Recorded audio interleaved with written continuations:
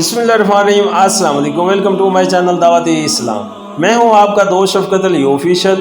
उम्मीद करता हूं कि आप सब लोग ईमान के आला दर्जे पे होंगे। सूरह यूनुस की आयत नंबर 36 का दरमा।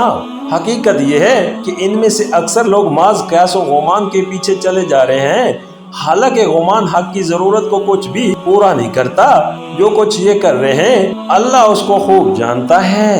सूरह यूनुस हाशिया नंबर 44, यानी जिन्होंने मज़हब बनाए, जिन्होंने फलसफे तनसीब किए और जिन्होंने कवानीन हयात तजवीज़ किए, उन्होंने भी ये सब कुछ इल्म की बिना पर नहीं किया बल्कि गुमान व क़यास की बिना पर किया।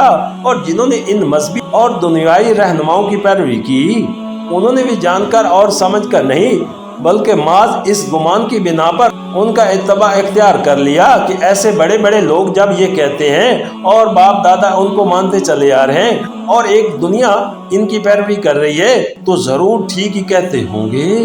सूरह यूनुस की आयत नंबर 37 का तर्जमा। और ये कुरान वो चीज़ नहीं है जो अल्लाह की वही व तालीम के बगैर तनसीब कर लिया जाए, बल्कि ये तो जो कुछ पहले आ चुका था उसकी तस्दीक और अल किताब की तफसील है।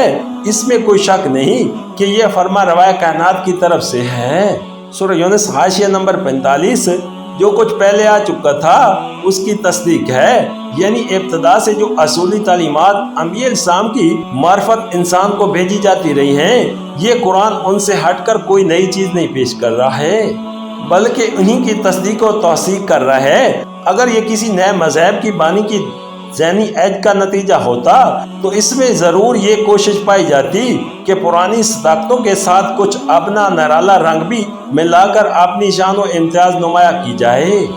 अल किताब की तफसील है, यानी इन असूली तालीमात को जो तमाम कुतुब आसमानी का लुबाब अल किताब है, इसमें फलाकर दलाइल व शवाहिद के साथ, तलकीन व तौफ़ीम के साथ, तशरीह व तज़ीक़ के साथ और अमली हालात पर इन तबाक़ात के साथ बयान किया गया है।